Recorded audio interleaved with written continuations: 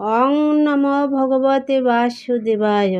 শ্রীমদ্ ভগবদ গীতার 4th অধ্যায় জ্ঞান যোগ। আজকে আমি 14 নম্বর শ্লোক পাঠ করব। ন মাম কর্মাণি লিম্পন্তি ন মে কর্মফলে স্পৃহা ইতি মাম যোহ বিজানতি কর্মভিন্স বদ্যাতে। অনুবাদ: কোনো কর্মই আমাকে প্রভাবিত করতে পারে না এবং আমিও কোনো কর্মফলের আকাঙ্ক্ষা করি না।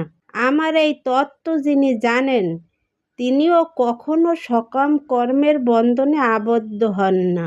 তাৎপর্য: এই জড়জগতের সংবিধানে উল্লেখ থাকে যে রাজা কোনো ভুল করতে পারেন না অথবা রাজা রাষ্ট্রের আইনের অধীন নন। তেমনি এই জড়জগতের অধীশ্বর ভগবানও জড় জগতের কোনো কর্মের দ্বারা আবদ্ধ নন।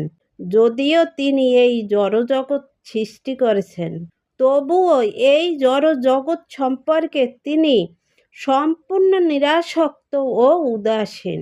কিন্তু জীব জড়া প্রকৃতির উপর আধিপত্য করতে চায় বলে কর্মফলের বন্ধনে আবদ্ধ হয়ে পড়ে। কোনো প্রতিষ্ঠানের মালিক যেমন তার কর্মচারীদের সৎ অসৎ কোনো কর্মের জন্যই দায়ী নন, কর্মচারীরাই তার জন্য দায়ী হয়ে থাকে।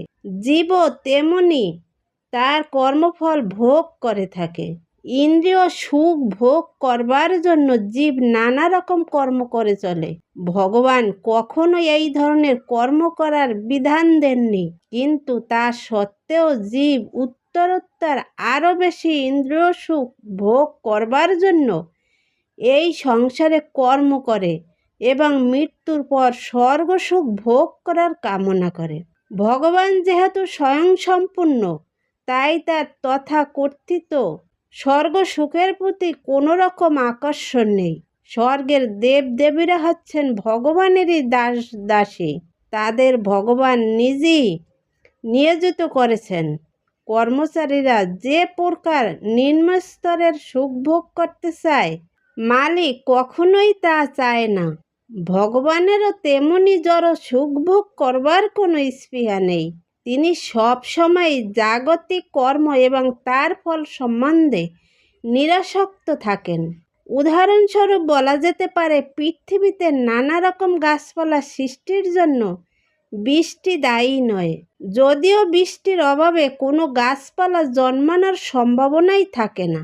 এই জড় সৃষ্টির পরম কারণ হচ্ছেন একমাত্র ভগবান।